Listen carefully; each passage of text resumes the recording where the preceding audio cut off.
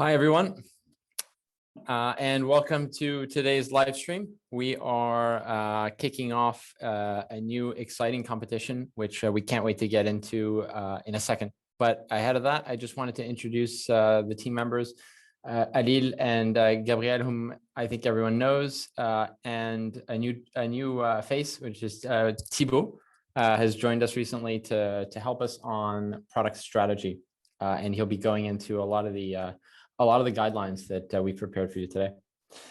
So without further ado, let's kick it off. And impressive to see we're already 200. And I think a lot of others will be watching this at another time. Let me share screen so that we can kick off a quick deck that we've prepared to go through the details of this competition.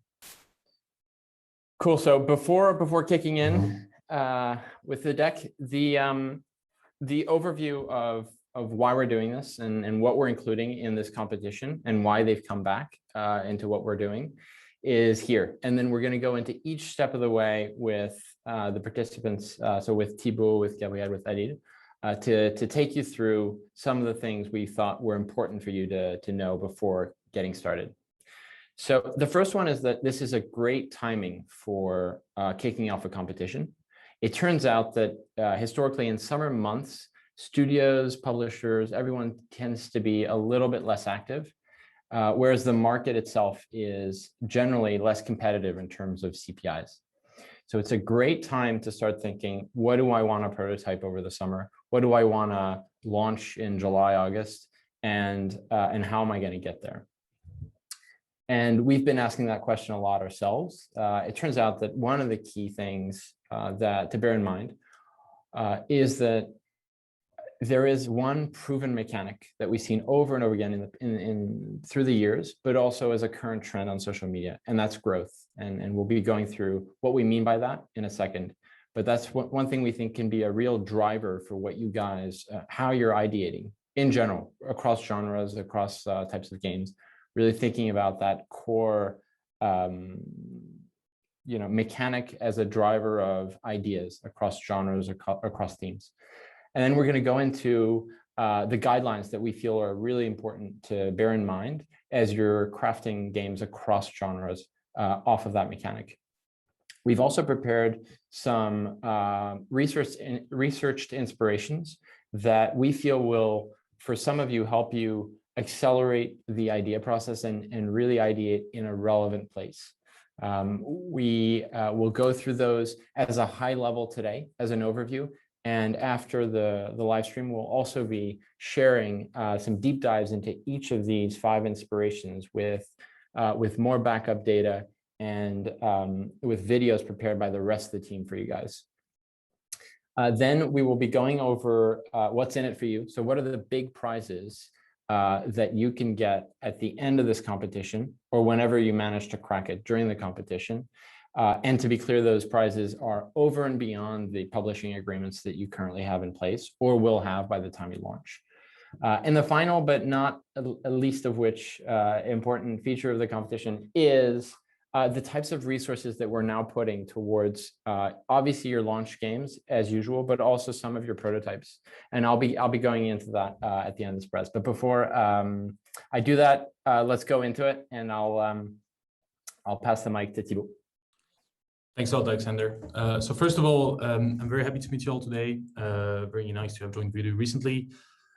Before we deep dive into the core mechanic of growth and the themes that we'd like to address for this competition, I would just like to make sure that we all have a common understanding of what it is that we'll be discussing and what are the kind of different terminologies that you will see. Because you've probably heard a number of them in the past. So let's actually start by giving a clear definition so that we are all aligned on what we talk about. So we've started by actually segmenting a game, splitting a game between the following dimensions. You've probably heard them before, but it's a good reminder. And we'll get into a few examples in a sec to explain what we mean by these definitions with concrete examples. So this is always the genre. So what is the actual overall game objective that I'm trying to reach? Then the second one is the role. So what do I need to know to actually win that level? For a runner, for example, I need to reach the end of the level. or I need to avoid some obstacles. So you can have more than one rule applied to one game. Then the control on the camera. So how do I actually control the actions, and how do I actually see the actions and see the character in the game? Then the mechanics, how do I move and how do I actually interact with the environment I have around me? The features, anything that is actually added to make the game more engaging for the user and make it also maybe more marketable from an outside-in perspective. And then the theme and the toy. So the theme, what's the environment that I actually live in? What is the overall theme that is trending, that is marketable, that I want my game to evolve in? And what is it that I'm actually playing with? So is it like an object? Is it a character? Is it a specific type of character? All these kind of things. So if you actually move to the next slide, then the first thing is, as you might have guessed, some of these dimensions are actually cross-genre and some are more genre-specific. So the rules, for example, will be genre-specific. Other dimensions will be cross-genre. And without getting into too much details on this, without boring you to death, let's jump straight into a few classic examples to understand what we're talking about. So the first one we have here is Helix Jump, a very classic game, a Voodoo game actually. It's probably one of the easiest to classify. So the genre, it's a runner. You need to reach the end of the level to actually win the level. Rules, two very clear rules. The first one, reaching the end of the level. Second rule, avoiding the colored areas while doing so. So we're actually trying to reach the end of the level. Control, fairly simple, left, right. The camera, 3D, 0 degrees from behind. The mechanic, it's physics-based. So I'm actually trying to use gravity to reach my goal. So when I actually go in between the holes, I can go down. So that's physics. That's very simple to understand for the player. The feature, there's the fever mode that you can get. If you actually go through 4 different levels without bouncing the ball, you'll get into fever mode. But also if you hit one of the, the small green arrows that you've probably seen in the past in Helix Jump, you will get this fever mode. And that actually makes it more engaging and you have like a thrill for the user. And then the theme of the toy. So the toy is actually a bouncing ball that you use as a toy. And the theme, if you played lately Helix Jump, you've probably seen, you see some skyscrapers in the background. So the theme will be more around the city and maybe free falling as well as a theme. If we move on to the next one, Aquapark, let's do the same exercise. Runner as well. So trying to get to the end of the level, but with actually a different rule from Helix Jump. So I'm actually trying here to race other players to the finish line while avoiding hitting rocks and falling into the sea as I can actually do it in the game. So control, same as Helix Jump. So left, right. What you can see here is that with a similar control, you will actually have different rules. So with the left, right, for example, in Aquapark, I can bump into other people, I can jump, I can take shortcuts, and I can also move around on the in the amusement park.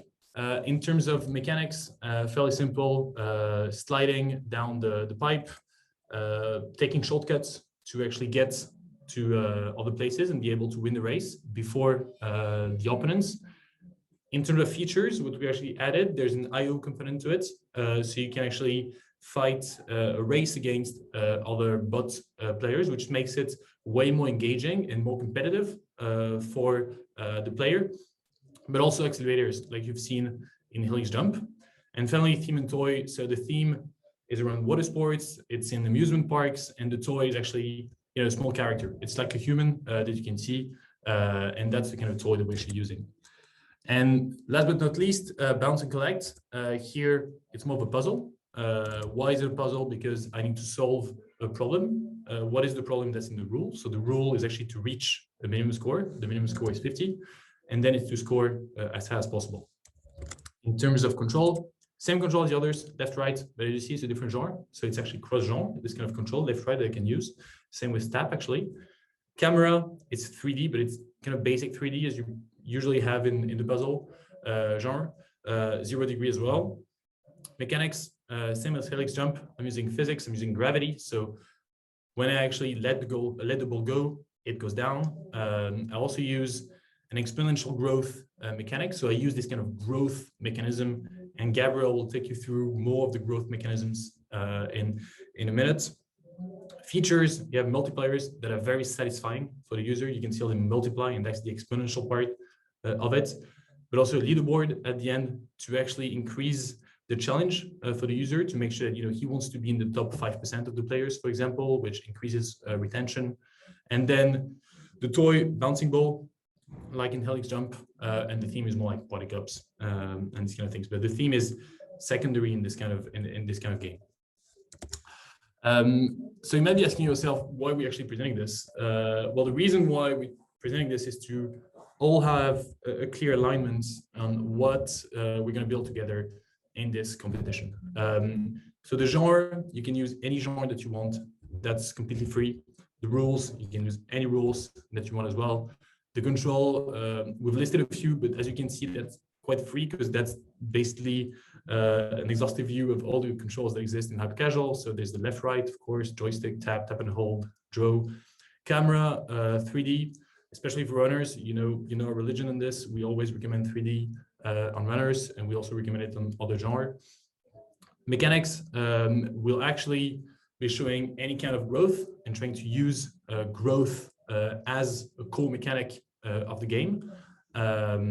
Features, you can add any features that you like. And theme, we've shortlisted 5 themes. So nature, falling, buildings, crowds, body features that we've seen performing in the past in the prototypes, but also in the games that we've fully launched at Voodoo over the last 5 years, where we've actually seen thousands of games coming through. And so, yeah, the key reason behind selecting this mechanic or these mechanics, because actually growth can be more than one mechanic, and the themes, and you can see it on the next slide, is that actually growth has been very strong in 2020, especially in terms of exponential growth lately, but also like stacking, and Gabriel will take you through this. And themes, actually on the CPIs, these are the best performing CPIs in our historical data. So we went through our thousands of prototypes that we've seen in the past years, and we selected for you these themes as the most successful one. And we'll actually recommend in the competition to use this mechanic and or these themes together. It's not an obligation, but we recommend them as we've seen them working in the past, and we think they are still very strong and they can actually still be used. And we'll be giving you, for the themes, just a brief overview of these various themes in the presentation by Halil, but you'll receive after the presentation some webinars on each 5 with unique insights based on our years of experience on these 5 themes that we've shortlisted for you guys. And now I'll give it to Gabriel to talk about the growth mechanics in more details. Thank you, Thibaut, and thanks guys for being here. So quick intro, why did we pick growth? We think it's a broad and successful mechanic. I mean, look at this panel of games, whether it be genres, so through IO, puzzle, aiming, simulation, you name it, growth has been there. Why do we think it works? I think it can be twofold. First of all, there's this idea of progress within the game. You will start and end in a different position. Your avatar will evolve. It'll grow, maybe fatter, or bigger, or taller, you name it. There's a bunch of possibilities. And secondly, I think it's a way of introducing small victories within gameplay. So the idea being you start in a position, collect more, whether it be stacks, whether it be food, whether it be arms, more avatars. And these small victories within the game will help both your CPI, because it can be mesmerizing to watch, but also your retention, because you create this craving for the player to grow and grow. So quick overview, there's, I call it snaking, but it can involve it to snowballing, rolling, all the stackings we've seen, so vertical, horizontal, body, the idea you pick up resources and then you spend them within the game, and more recently multiplying, which is this explosive growth. So taking a step back, I think there's 2 main takeaways. First of all, these are all very original games. This is where the payout is, whether it be in the mechanic or in the skin itself. And I think this other kind of tendency we've seen is that we have very linear growth in the early days of hyper-casual, where 1 unit is 1 item of growth. And there's snowballing, which is progressively faster, and finally multiplying, which is explosive. Next slide, Max. Question mark, this is just, all right, I'll go into snaking. Thanks, Alex. Snaking, why did I take this example? So we started the last competition last year with Snake versus Block just because it's such a classic. It's the first runner that uses resources, so you pick up resources and they use them to pass obstacles. It's slightly binary, it's a win-lose condition, but extremely simple, and it's the first of its kind. Most importantly, I think it's important for you guys to benchmark outside hyper-casual. So this is based off a Nokia classic game that everybody knows that was readapted into hyper-casual. So quick sessions, very simple graphics, light colors, and a very clear gameplay. Next slide. Hole.io, so what we call snowballing is this idea of a virtuous cycle. Growing, this allows you to pick up more resources and grow even bigger. So you can think Crowd City, Hole.io. It's extremely satisfying to watch and to play, and the idea is, again, the more you collect, the more powerful you are, and this can enable you to either conquer other enemies, go faster, be stronger. Very strong in IOs, but this can completely apply in a runner. Next up, Cube Surfer. So we're not going to reintroduce stacking. There's so many different stacks you can do. So we've seen a lot of vertical stacking, Stack Color, Cube Surfer, you name it. There's, I think, at least 9 games, Shortcut Run, several of these. The question is, what are you going to do with this stack? Are you going to spend it in a classic Snake versus Block? Are you going to create shortcuts? Or is it going to be maybe a unit with which you build something else? So we've seen a bridge. We've seen also Lumbercraft, where you use this growth and apply it into this kind of economic cycle. And it's not limited to vertical stacking. You can think, again, horizontal, non-linear, spherical. There's this question of growth, within a body we'll come into. You can get creative here. Next slide. Body stacking. So this is a broad category we've seen with Fat Pusher, Fat to Fit, Hair Challenge. So many different games that innovate, not only in the gameplay, but especially in the skin. There's also Run of Life we've seen, where it's not exactly, it's visually clear, but the idea of aging, I think, is insane in hyper-casual. It's so broad, great CPI, great virality on this. We can think of muscle, money, weight, height. There's so many things that you can do with this. Very relatable, very mass market. So again, body stacking, I think there was Blob Merge too. There's a big category in 2021 where body stacking is a very strong type of gameplay. Spiral, I decided to pick this one because I think it's one of the only rolling games we've seen. There has been Sushi Roll.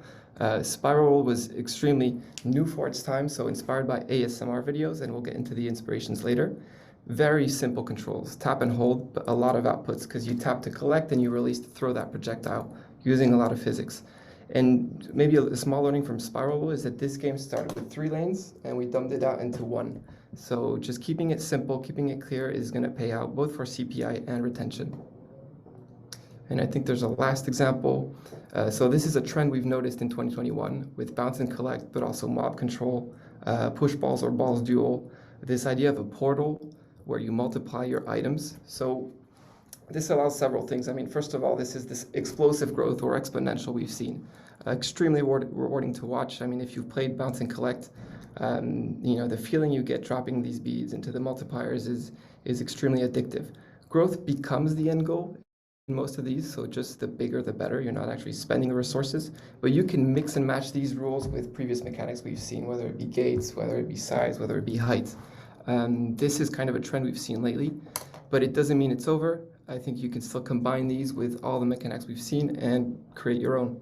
I think we have a couple of slides with just inspiration GIFs. So again, there's so many types of growth we haven't seen: natural growth, adding material, unfolding paper. Next slide. This is a very broad theme. Again, it can be some kind of evolution within a runner. Folding, burning, waves, I think is a great place to start with. And I guess that's it. Thanks, Topa. So the themes, the second part of the presentation. Before going to the overview of the themes, I want to remind 2 things. First of all, we recorded very detailed videos for each theme/inspiration, so you will receive them after the live stream. So if you have any questions, if you want to know more details, we will be sharing those with you. And the second thing that I want to mention is about how did we choose these themes. So we looked at several different things. The first one was the data that we have on the dashboard. We have more than 15,000 games. So we looked at the teams that work regardless of the time, and these are the best 5 that we can find in the dashboard. The second one is we of course looked at the successful examples, like do they scale, do we have good examples in the hyper-casual history, and they all check that box. And the last one is we know that the social media and the other platforms are used a lot for getting inspirations and for getting game ideas. We also check those, and there are lots of different things that you can find outside of the hyper-casual world. So by these 3 reasons, we choose the teams. And maybe, Alex, we can go to the next slide. So for this competition, we have 5 teams. It's nature, falling/gravity, buildings, crowds, and body features. I will give the overview, all of them. One thing that you will find in the presentations that we recorded for you is how you can find an idea for these teams. What are the successful and failed examples that we have, and what are the reasons behind? And of course, how you can ideate after you find the right video or find the right inspiration on the social media. So without further ado, maybe we can start with the nature. So what do we mean by nature is basically trees, gardens, woodwork, forests, or anything that you can think of to give that calm feeling to the players when they watch the video. We have seen this a lot with the wood, especially we had wood turning, Lumbercraft, Spiral Roll, Magic Wood, and lots of other games. And they all use the wood and the nature feeling. So it might be one inspiration for you. And we also prepared lots of hashtags that you can search on the online, and you will have the detailed explanations in the videos. And this is the first team that we are presenting for this competition. For the second one, we have Falling. And the main reason behind the Falling is it's extremely understandable. You know the gravity, it's in your life every day, and you also understand the acceleration with the Falling.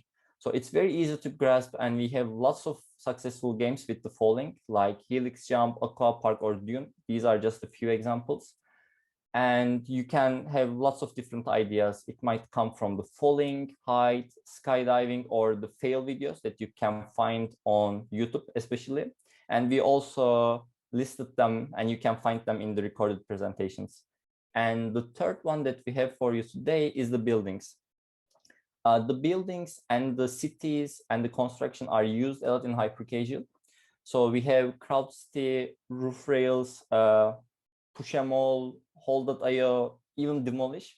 So you can either play in the city and you can use that sensation, or maybe you can destroy it, or you can use the rooftop feeling to have a lighter view, a fresher background. So there are lots of different ways to use the buildings. It might be the overall theme or overall feeling in the game. And once again, we listed the social media hashtags and the things that you can search. And this is our third team for the competition. The fourth one is in line with the buildings, it's crowd. And it's extremely popular in the recent days. The multipliers and getting more and more and feeling of that crowd is super satisfying. Right now we have the #1 game on the charts, which is using the crowd, but we also have historical successful examples. Crowdcity, Join Clash, or Commuters are the first ones that comes to my mind. And you can use this crowd in many different ways, and there are lots of different things that you can do with it. And you can think about crowd, groups, gangs, or squads. And these are just the initial ideas that we can share with you, but all the details will be also in the presentations. The last but not least is the body features. The fifth one, Alex, if you can go to the next one. Thank you. This has been used a lot in early 2021 with the hair games, with the fattening games. Even high heels can be considered as body feature. And there are lots of different ways to use. It might be aging, getting older or younger. It might be fatness. It might be the suggestive themes that we are seeing a lot in the last months. And there are many different ways to exploit the theme. And the choices are basically countless.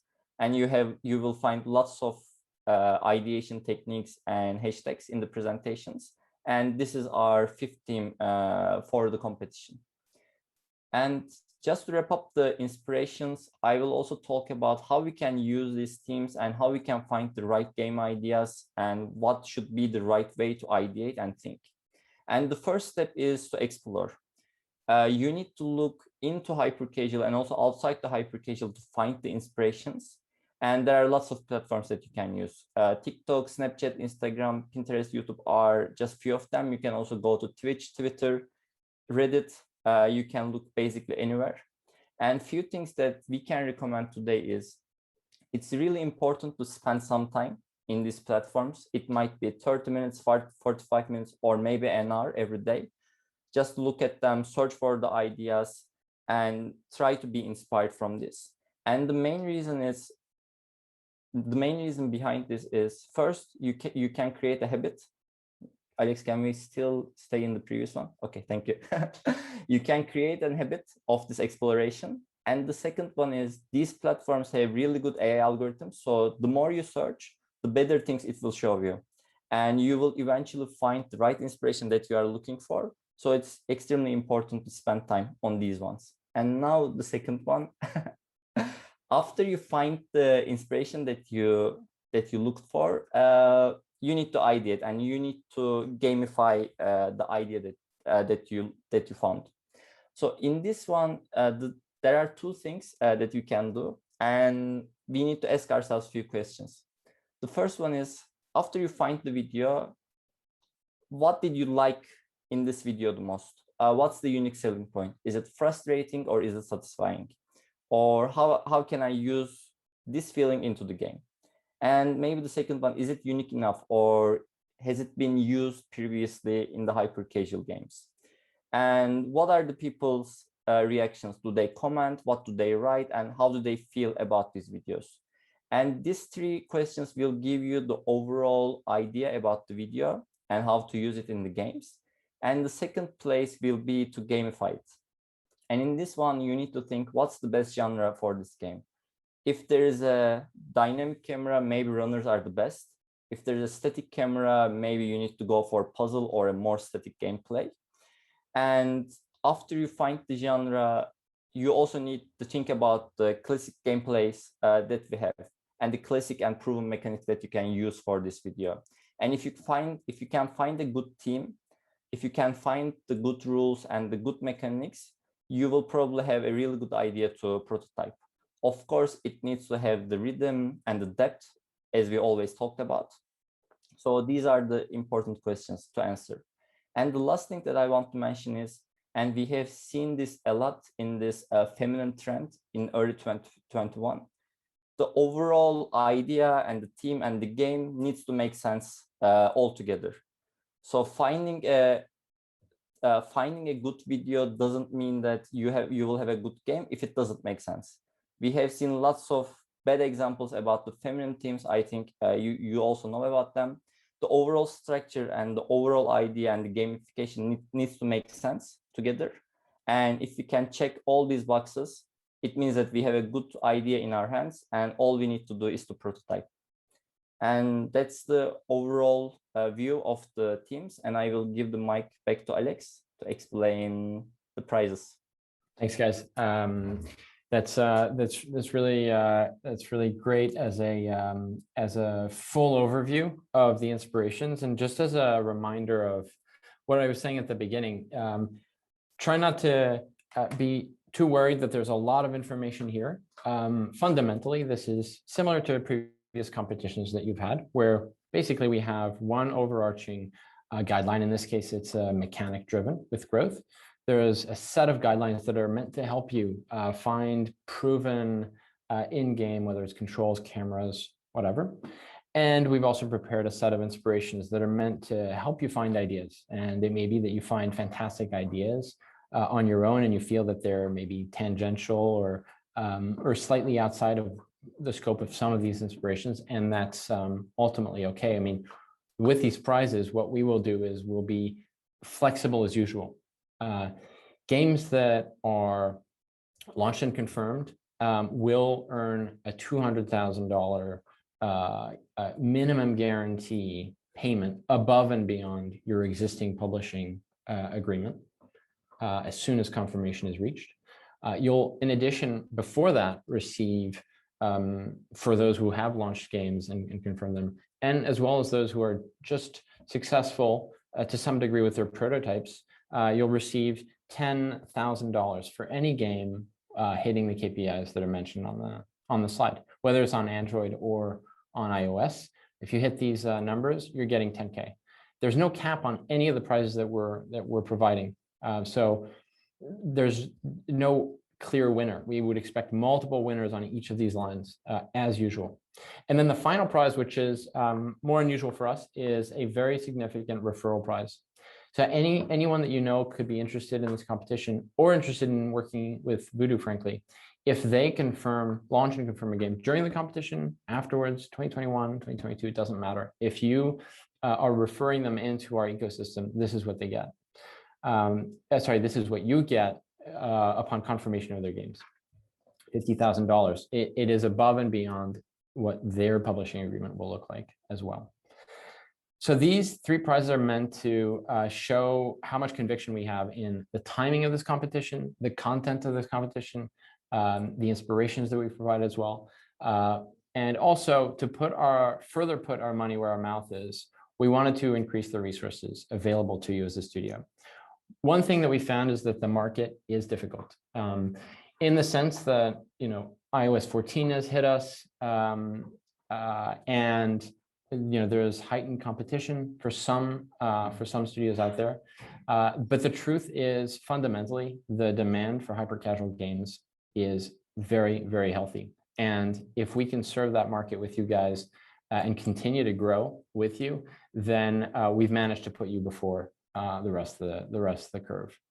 And the truth is that we want to go beyond prizes because they help you reap rewards, but we want to help you convert even better. And what we found is that giving you the testing tools that are stable enough and that give you the choice of, well, I have conviction on Android or I have conviction on iOS, I want to test on those platforms. Those are, as always, both available to you on Publidash. The truth is, you may be more convinced that Android is the right first step. Maybe you want to do a quick marketability test on Android. And then once you have conviction, say you hit a 20-cent CPR or lower, then you might want to say, well, I want to quickly test on iOS so that I think it's marketable. It seems to be on Android, which is right now maybe a more stable platform for CPI testing on Facebook. Let me test on iOS to see how those retention numbers look like. We are flexible. We want to provide you all the solutions you can. And then the second thing we really want to do is make sure that all the teams that are relevant to you, even before launch, are deployed and available to you. So we've built a dedicated CPI optimization squad that's kicking off in this competition, built with, consisting of market devs, creatives, lead creatives, people who are used to working on top-notch launches. They will now be working on top-notch prototypes, and they will be helping you crack them earlier, better, faster. And that's a good thing because we're giving you help also on the dev side to accelerate launches and to make sure that we're ahead of the curve. So an Android build team will be dedicated to making sure that if you're having bugs or issues with Android because maybe you're less used to Android and Android is just more prone to bugs, we will put some devs on it. We'll put some minds on it, and we will make sure that that problem becomes our problem, not yours. We, as usual, have a launch ops team, and they will help you with any game that has passed kind of 2A, 2B, and obviously, 1, and accelerate those launches wherever it is. We build roadmaps with you, and they help us accelerate and execute on those roadmaps so that the A/B testing speed is quick. If there's any copy spotting in the market, we're the first ones there. And these things are particularly important to us in the context of this competition, and we will be deploying them systematically. The final thing I wanted to mention before we move on to your questions, because I'm sure there's already a bunch, which is awesome, is that we are deploying Snap on Android for basically, if you're getting to that place where you feel your prototype is getting maybe a secondary prize of $10,000, or you feel that it has reached a level that is interesting either on the engagement side or CPI side, let's turn on a Snap Android campaign. We're happy to do it, and we can do it very quickly now that we've beta tested that. And the second thing we do is a certain type of TikTok organic campaign to make sure that all your bases are covered on all social media, so that if there's any risk that your game is viral, we know it, and we give you that insight. And the final thing is every launch will now have available for you a post-launch dashboard that gives you all the transparency you need on your launches. You know, what is my LTV? What is how many ads am I showing? How is my game doing? Basically, you don't need to tune in to your publishing manager to get that. You can get live access to your data post-launch across all games that are launched from now on. So the final thing that I just wanted to note is don't be too stressed with all the information. There's a lot. We'll work on it in the next few weeks in live streams together. We'll work on it as usual through our email, which is competition@voodoo.io. And we will also be flexible. If there's a question as to eligibility or whatever, trust us, we have never had issues, and we will be very inclusive. The final thing is, please try to tick in the Publidash the fact that your game is a part of the competition. As you submit it, you'll see there's a menu. You can't miss it. Just please tick that box. And other than that, I think we can quickly cover timelines, which obviously the kickoff is today. This, we feel, between now and the 15th of July should give you more than enough time, not only to think of 1, 2, 3 ideas, shortlist the ones that you feel most strongly about, test them, get those results by, I guess, the 15th of July maximum, but also feel free to, double your chances, triple your chances, prototype as much as you think is useful. Don't prototype just for the sake of doing volume. Great ideas, back to Gabriel's point, they come from innovation. They come from what is different about what I'm submitting. And let's use guidelines, inspirations as a source, as a start. But then what am I adding? What is the spark that I'm looking to create? And then you can prototype and develop that. So that needs to be in place. But if you feel that you have multiple ideas that are interesting, go ahead. The more the merrier. And the only rule is please submit your prototypes before the 15th of July. Other than that, it's all good to go. We'll be supporting you with weekly live streams. The next one next week is going to be on ideation, and we've got a more of a case study on Bounce and Collect that hopefully you'll find useful. Obviously, you're getting team feedbacks from any secondary prize prototype and beyond, as usual. As I said, you'll have creative team assistants, marketability squads, and you can submit your queries. I think there is a typo, which was corrected, but it's competition@voodoo.io. Don't worry about it. We're sending an email after this live stream that will include all the details that you need, including the inspirations pack. The final thing I would leave you with is, if you're referring a studio, and they come in a little bit late, we will be slightly flexible with new studios. If they've only heard of this a little bit late, they're not in today's kickoff, just send us an email and we'll try to find a workaround. We'll try to work with them to make sure that they can participate as well. So I hope that was good for you guys. We are ready to take your questions and excited to kick this off with all of you. So I will pass the mic to one of my fellow publishing managers. Anyone who wants to kick off the Q&A, go for it, and I'll be joining in a second as well. Sure, I don't mind picking the first one up. Question is, won't the CPIs be burnt for the games created under these specific guidelines because of the competition? These are very broad themes. I mean, we mentioned so many ways you can stack, unstack, grow. We keep seeing original and low CPI prototypes within this category, so I don't think there's any way these could be burnt, whether it be in testing, because it's such a low volume, or live, because I think those games can coexist with very broad themes and mechanics. So definitely not an issue, quite the opposite. We've picked these themes and mechanics because they are mass market. So no issue there.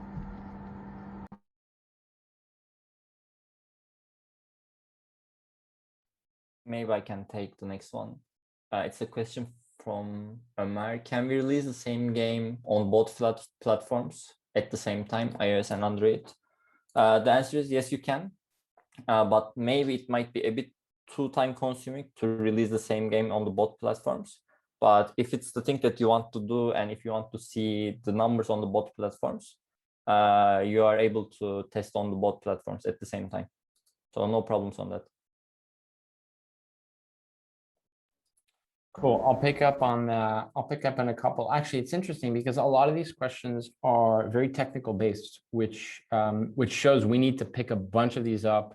We'll create an FAQ and we'll get back to you on a lot of the technical answers because we want clarity there. And let's take advantage of this session as well while we have product people around the table to feel free to ask questions about either the guidelines or the inspirations as well. Because those will be tougher to address in an FAQ. Now, I'm trying to skip through to those product questions that I think are tougher to address as an FAQ. So I think there was one question from Dimitro, which is, will this stream with Polina? And I think that's a good question because Polina is a Russian-speaking publishing manager. We will have a bunch of decks that are translated into local language. That give you a bit of an overview if you're having trouble with the English version. So don't worry about that. It's coming shortly next week, and hopefully for those of you who are waiting it's useful. And the other question I saw a couple of times, once again, technical question, but I want to address it because as we wait for more maybe product related questions, is iOS, Android, iOS 14, what's the impact?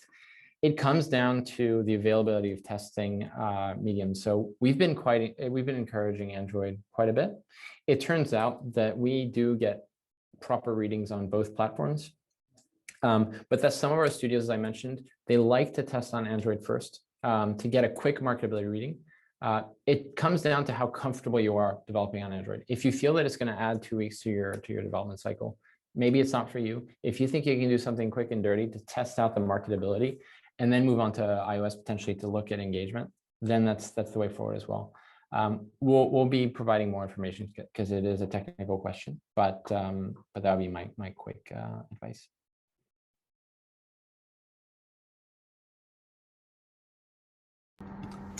I'll pick up a question. I think someone mentioned, could a relevant theme be something that is happening to the world right now, like vaccination, or a theme on social media? I don't recommend going with anything medical or that involves putting a syringe in an arm or a knife in an eye or any of that sort, because you might have issues both with the Play Store, the App Store, and potentially Facebook, Snap, or wherever you're testing. That being said, could you pick a relevant theme to what's happening in the US or in the world right now? If it's not medical, if it's a social media trend like bottle flipping, or when that was, I think, in 2019, definitely go for it. You can search hashtags, see how many views, likes there is, and I think that's a good indication of, are you picking the right theme? Well, I'll jump into another question because I'm the first to unmic, but there was one interesting question about genre. It's true that we used to be very genre specific. So the question was, can I develop an IO game, for example? We were very genre specific on previous. So the previous competition was a runner and puzzle competition. We're more, as you saw, mechanic driven and guidelines and obviously inspirations to support those than we are genre. So, what we've noticed this year is that a lot of games that were big launch games from us were not necessarily runners. Runner is obviously kind of the go-to hyper casual genre. But if you feel that your idea lends itself more to another genre, whether it's puzzles, whether it's simulation even, or IOs, or race, which is probably a subcategory of runner, then go for it. Honestly, it really is. Where do you start the ideation process? And we don't feel that category is the place where people should start it. And just to add something to what you were saying, Alexander, if you want to do one runner and one puzzle, feel free. You can do more than one prototype, as Alex was saying at the end of the presentation. Or even if you want to do one runner, one puzzle, one simulation, feel free as well. I'll pick one from Marat. Hey Marat, how are you doing? Hi, will clothes stacking, growing, multiplying match the guidelines like body feature maybe. Absolutely. I mean, this is spot on. You can go into clothes that multiply, you can undress your character. This is a perfect example of potentially a runner where you use this kind of growth mechanic within the body feature theme. So full on. Maybe I can take one, not from the Q&A section, but from the chat. But I think it's an important thing that we need to emphasize. It's a question from Adam. I was thinking sports team, which used to be huge, but it isn't seem as of much now. And maybe one thing that we need to emphasize is to avoid the niche teams like the sports, space, like the cars or very masculine teams. So I think it's a really good reminder. Sorry for that. It's a really good reminder that we need to avoid the niche teams and we need to stay as much as mass market. So I think it's a good reminder. And thanks for the question, Adam. I guess I'll take the next one from Dogus G. Can we change a little bit and redo a game that was popular in the past, like Flappy Bird getting faster? It depends how original you are in the story, I think, or perhaps the theme. You can look at Slice It All, which I think was something quite similar to Flappy, which had this, ASMR cutting mechanic, sticky flip, same, completely different story using the tap. So in a sense, absolutely, but remember you have to make it different, at least visually. Make sure you appeal to a more contemporary audience, so don't make it 2D, and then, go through social media, see what's trending right now. Great. I'll pick up a question which caught my attention from Adam Fox. I was thinking sports themed, which used to be huge, but isn't seen as much now. And I don't know if that's a bad thing or not. Thanks for the previous answer. So thanks, Adam, for the question. It's a really good one because the trick with some games in testing can test well but scale poorly. These are what we call niche games, and sports tends to be in that category. There are exceptions that we've published in the past. Flip Dunk was one. Obviously, back in the day, Flappy Bird and stuff.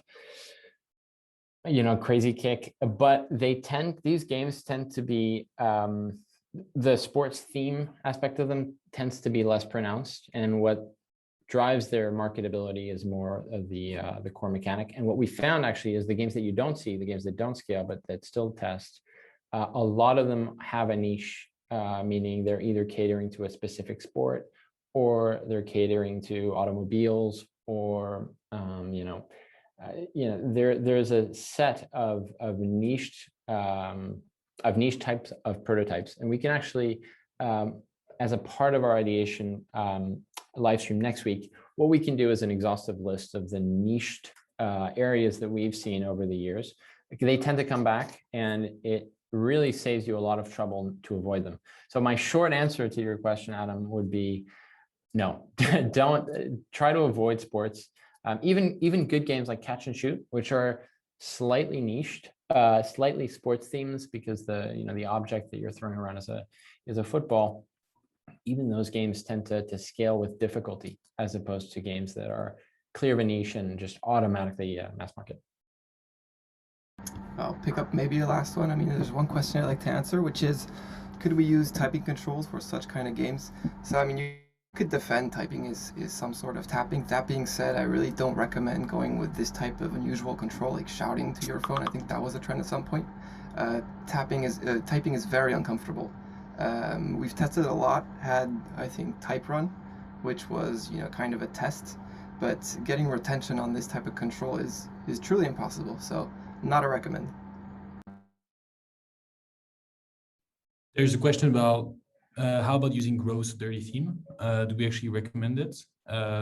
So even though this is marketable, what we've seen in the past is that at some point it gets banned by Facebook and the App Store as well. So we wouldn't recommend going too far in that direction to avoid any kind of blocking for you guys from the App Store or Facebook. So just try to make sure that if Facebook is okay with it, then we're okay with it. But that's the limit.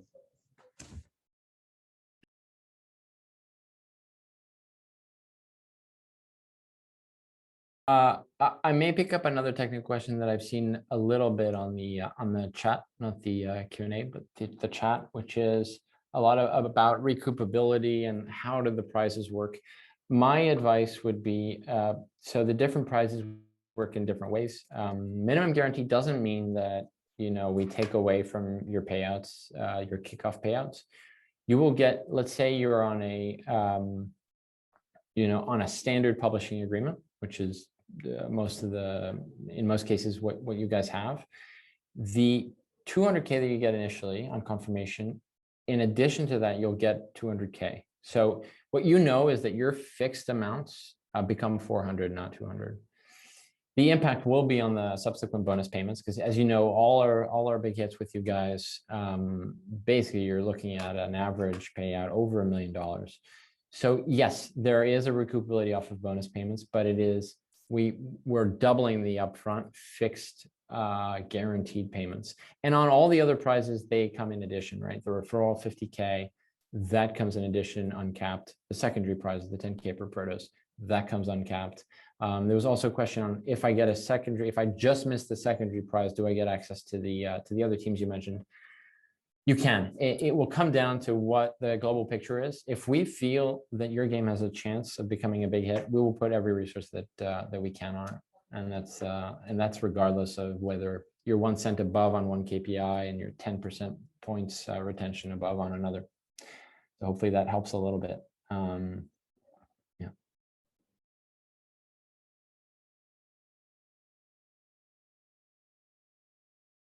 Yeah. We've got a full silent mode here. So let me pick up another question. And I think the fact that there's a lot of information here means that we're also going to take your questions, all the technical ones, we'll create an FAQ to address them. And the second thing I want to do is in the next live stream, as I mentioned, we'll focus on ideation, we'll focus on case study of bounce and collect. And we'll focus on a list of those niche games that we recommend to absolutely avoid. But we'll also be ready for more questions on stuff you haven't seen yet, right? All the inspiration packs that you're going to look at later today. Please take them in using Adita's overview to see which one you want to work on. And then make sure to bring your questions in next week's live stream, whether it be on the mechanic, the guidelines, the inspirations, or even some of the technical things. Although I would use the email that we're about to send you as a reference after this live stream to ask any more technical questions. And the FAQ will be releasing it shortly afterwards. And I'm not sure whether are there any product related questions, guys, that we haven't picked up yet? Yeah, Simon, 2D and 3D, is 2D dead? It's not, but what we see in the stats is that you have a way lower chance of actually building a hit in 2D than you have in 3D, especially for runners. We would really recommend to go for 3D for runners. Even for the other genre, we think it is better, but 3D is definitely the way forward if you want to maximize your chance. Yeah, exactly. And even some puzzles like bounce and collect and dig this, they tend to be kind of 2.5D. But even that 0.5 of D is adding a lot of visual appeal and satisfying generally to your games. So yeah, even on puzzle, that kind of holds true.